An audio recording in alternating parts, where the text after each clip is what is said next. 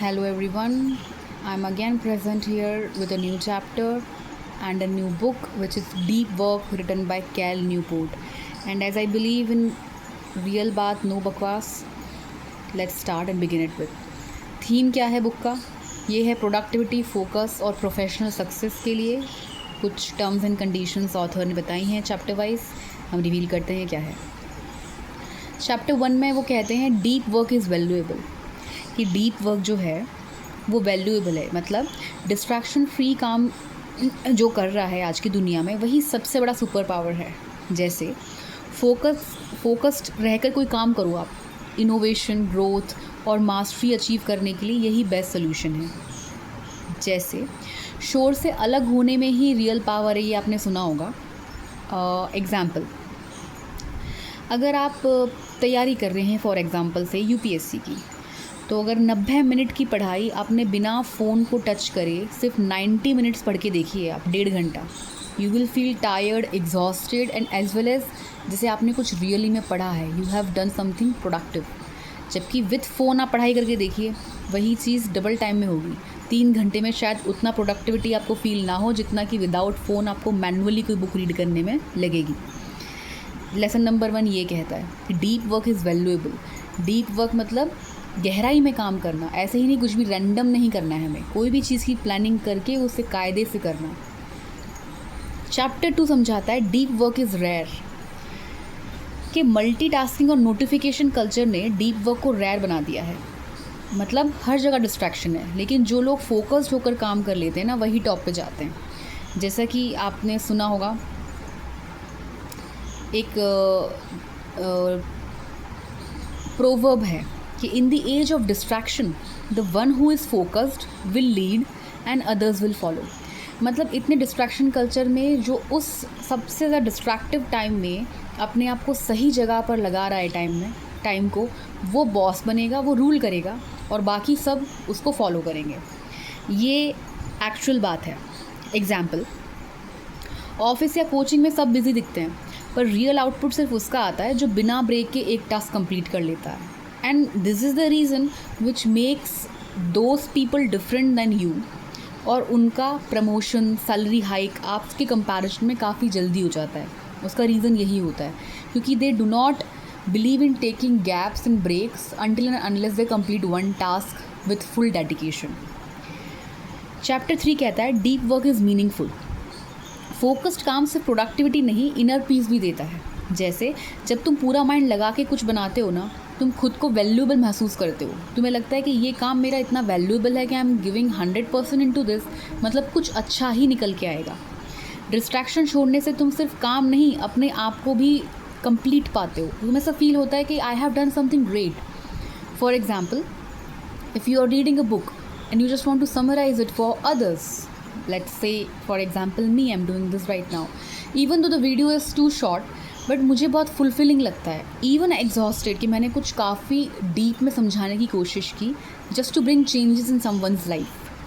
So you feel very valuable when you are adding values to others' life and yours as well. Chapter 4 क्या कहता है? The deep work rules. The deep work rules. कुछ rules and routines बताए हुए हैं author ने यहाँ पे कि डीप वर्क कोई मैजिक नहीं है, एक हैबिट है जो रूल्स से बनती है. हैबिट क्या होती है? जो आप डेली कर रहे हो, और रूल्स कि मुझे ये करना ही है. जब आप रूल्स को कंबाइन करोगे वो हैबिट बन जाएगी, और वही लॉन्ग टर्म में वही एक हैबिट, आपकी आदत जो आपने रेगुलर बेस पे बनाई है, वो आपके एंड रिजल्ट को प्रूव करेगी कि yes, this is something which you have put in. मतलब कार्ल न्यूपोर्ट यहाँ पे 4 गोल्डन रूल बता रहे हैं चैप्टर नंबर 4 में. फर्स्ट इज़ वर्क डीपली, मतलब रूटीन बनाओ. कोई भी काम को डीपली करने के लिए रूटीन होना बहुत ज़रूरी है कि मुझे इतने से इतने बजे तक ये काम करना ही है, दुनिया कहीं से कहीं भी हो जाए. सेकंड बोलते हैं एम्ब्रेस बोर्डम. आपको बोरिंग काम को बोर फील नहीं करना है, उसे एक अपना कर्तव्य समझ के करना है. ब्रेक में फ़ोन नहीं उठाना है until and unless you are doing that task. This is something. Break are important, but after you complete one task, this is something. Part 3 में क्विट सोशल मीडिया. जिससे फ़ायदा नहीं उसे हटाओ. वही काम करो जिससे फ़ायदा मिले। एंड फोर्थ पॉइंट कहते हैं drain the shallow, time pass कम करो। आपको अगर ये लगता है कि अगर ये मूवी देखे बिना मेरा काम चल जाएगा, तो rather than investing your time in that movie, go out and play for 1 hour, तो भी आपके 2 घंटे बच जाएंगे। मतलब डू फिजिकल एक्टिविटी और invest your time in something which makes you feel better from inside, not drained. यहाँ पे ऑथर ये कहना चाहते हैं। डीप वर्क एक एग्जाम्पल है, इंस्पिरेशन नहीं है, एक डिसिप्लिन है। एक डिसिप्लिन वो होता है, जैसे इंस्पिरेशन फॉर एग्जांपल आपको समझाती हूँ। इंस्पिरेशन कुछ टाइम तक रहेगा, मुझे किसी ने मोटिवेट किया, मोटिवेशन में आके मैंने कुछ काम कर दिया। जबकि डिसिप्लिन होता है विदाउट एनी रिवॉर्ड्स, बिना फ्यूचर का सोचे या ये सोचे कि उसका रिजल्ट क्या होगा, मैं अपनी मेहनत पूरी करूँ।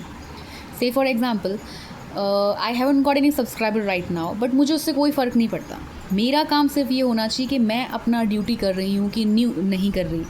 मेरा डिसिप्लिन नहीं टूटना चाहिए ये देख के कि मुझे कोई देख रहा है कि नहीं देख रहा। I am doing it for my self. ये सोच करके भी आपको अपना काम कंटिन्यू रखना है। एग्जाम्पल, तुम्हारा अगर 7 से 10 का टाइम है सिर्फ पढ़ाई के लिए, तो बिना व्हाट्सएप और इंस्टाग्राम के ये रूटीन फॉलो होना ही चाहिए एनी हाउ। उसमें फिर ये नहीं कि आपने 7 से 10 के बीच अपना फ़ोन उठा लिया। जिस वक्त आप फ़ोन चला रहे होते हो उस वक्त आप दूसरा कोई काम नहीं करते या फिर अपना पढ़ाई नहीं करते। सिमिलरली जब आप पढ़ने के लिए आपने वो काम स्लॉट दे दिया है, तो उस बीच फ़ोन का कोई अधिकार नहीं होना चाहिए कि आप बीच में जाकर के फ़ोन चेक करो। This is something in short. Chapter 5 कहता है work deeply. Will power limited होती है, इसलिए फोकस वर्क का फिक्स सिस्टम बनाओ। मतलब जैसे आपने सुना होगा कि after a certain age nobody likes to study. उसका रीज़न यही है कि आपके पास लिमिटेड विल पावर है और लिमिटेड टाइम के लिए विथ लिमिटेड एनर्जी। उस लिमिटेड टाइम और एनर्जी को, लिमिटेड टाइम पीरियड को अपने ग्रोथ के लिए लगा दो। अगर अदरवाइज़ आपने अगर उसको ऐसे ही यहाँ वहाँ वेस्ट कर दिया, तो जो आउटपुट आना चाहिए था वो नहीं आएगा। मतलब एक सर्टेन एज लिमिट होती है ना। फॉर एग्ज़ाम्पल, स्टार्टिंग में आपने सुना होगा कि हमारे पेरेंट्स बोलते थे कि मैं डॉक्टर बनना चाहता था लेकिन बन नहीं पाया, अब मैं चाहता हूँ कि तू बने। उसका कारण यही होता है कि विल पावर लिमिटेड है, टाइम लिमिटेड है, रिस्पॉन्सिबिलिटी तो उठानी पड़ेगी एक समय के बाद। तो उस समय शायद से सर्कमस्टांसेस कुछ इस तरह के रहे हों या कुछ भी हो, लेकिन जो काम उस समय करना था वो उस समय नहीं हुआ। इस वजह से वो एक सिर्फ अभिलाषा या मनसा बन के रह गई मन में कि शायद कुछ ऐसा हो जाता। ऐसा सिर्फ एक इंस्पिरेशन ना रह जाए कि शायद मैं ये कर लेता, काश मैं ये कर पाता। वो काश शब्द ना रह जाए आपकी लाइफ में। इसीलिए लिमिटेड एनर्जी और टाइम और विल पावर आपको जो मिली है उसको राइट डायरेक्शन में मोड़ करके अपने बेनिफिट के लिए लगाइए। एग्जाम्पल एक और अगर मैं आपको देना चाहूँ इसी में, अगर 6 से 8 बैठे हो, आपको पता है कि मुझे इस टाइम में मेडिटेशन करना है, पूजा पाठ करना है, तो बिना मूड का वेट किए कि मेरा मन कर रहा है उठने का, नहीं कर रहा, doesn't matter. I have to be study, I have to stand up by 6 o'clock and complete my task. आप इससे और इजीली समझाना चाहूँ, जैसे डेली हमें टीचर्स पढ़ाने के लिए आते हैं स्कूल में, भले ही उनका मन ना कर रहा हो लेकिन फिर भी वो प्रेजेंट रहते हैं ना, तो उस दिन की सैलरी उनको मिलेगी कि नहीं मिलेगी? मिलेगी। क्यों? क्योंकि भले ही उनका मन नहीं था but they were present and they were at work, they were doing their work. Similarly अगर आप लॉन्ग टर्म में, भले ही आपका मन करे चाहे नहीं करे, आप डेली उस टास्क को करोगे with following your discipline, your routine, तो 100% आपको उसका रिजल्टेंट, उसका एक अच्छा फ्रूटफुल रिजल्ट मिलेगा।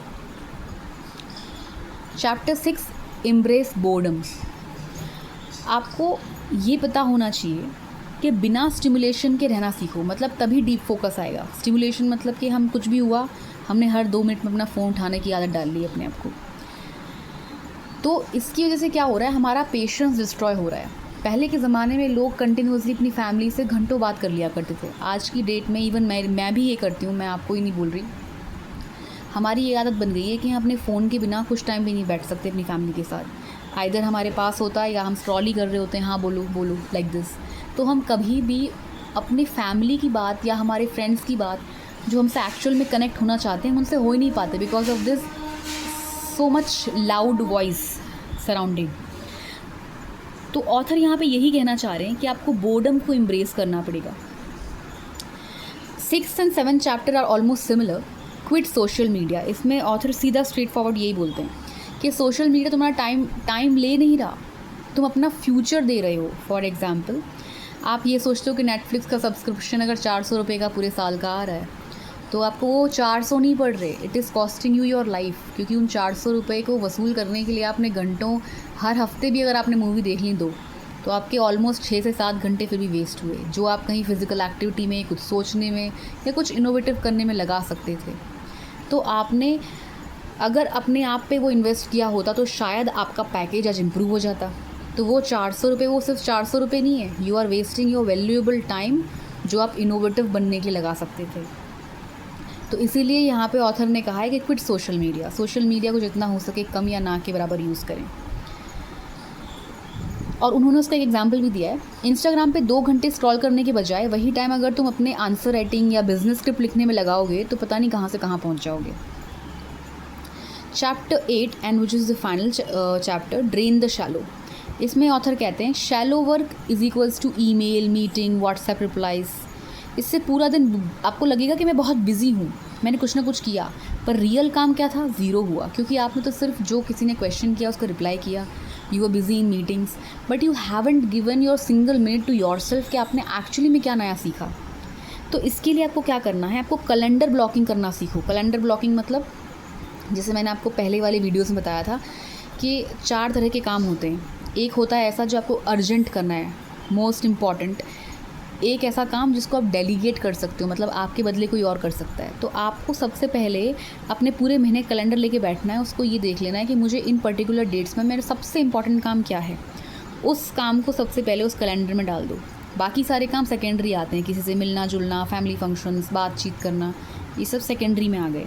तो आप अपना कैलेंडर ब्लॉक करके रखो so that you are very well aware कि फ़र्स्ट प्रायोरिटी में इस बार मुझे कौन सा काम करना है।